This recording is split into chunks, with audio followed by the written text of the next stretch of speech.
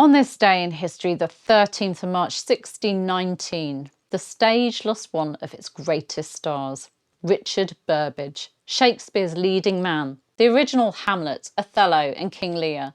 He breathed his last at the age of 50.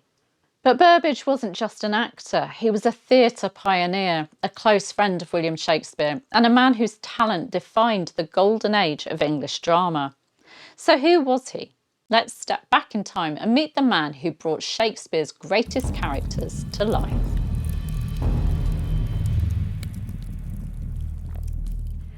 Richard Burbage was born in 1568, baptised in London's St Stephen's Church on the 17th of July that year. His father, James Burbage, was an actor and entrepreneur, and young Richard grew up surrounded by the world of performance.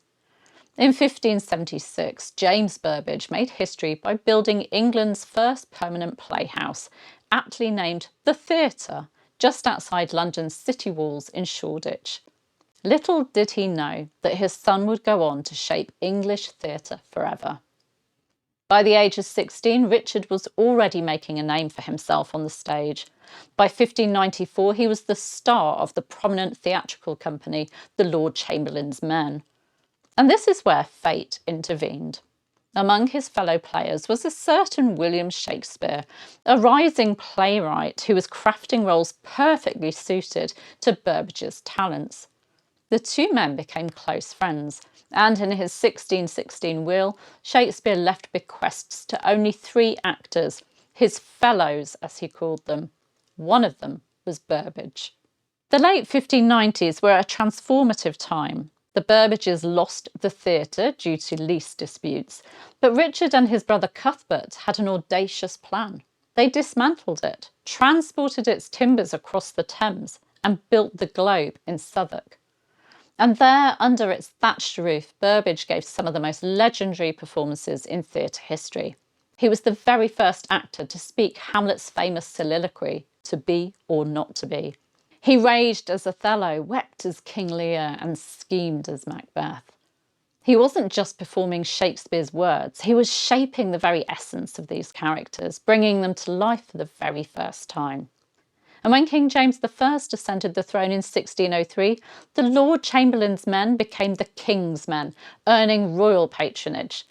They performed at court, entertained nobility, and even staged 20 plays for the king between 1612 and 1613, 8 of which were written by Shakespeare. But theatre wasn't without its risks. In 1613, disaster struck when the Globe burnt down during a performance of Henry VIII. It was rebuilt, but Burbage's health began to decline. On the 13th of March 1619, the curtain fell on his extraordinary life. 3 days later, he was laid to rest in Shoreditch. The theatre world mourned. An anonymous poet lamented, "No more young Hamlet, old Hieronymo, kind Lear, the grieved Moor, have now forever died."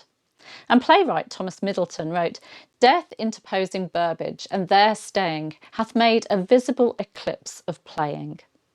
With Burbage's passing, an era ended. But did Richard Burbage truly die? Every time Shakespeare's plays are performed, his spirit lives on.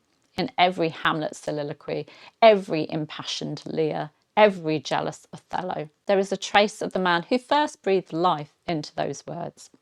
So today, as we remember Richard Burbage, let's celebrate not just the actor, but the legacy he left behind. And if you enjoyed this dive into history, don't forget to like, subscribe, and hit the bell for more fascinating tales from the past. Thank you for watching. I'll see you very soon. Bye bye.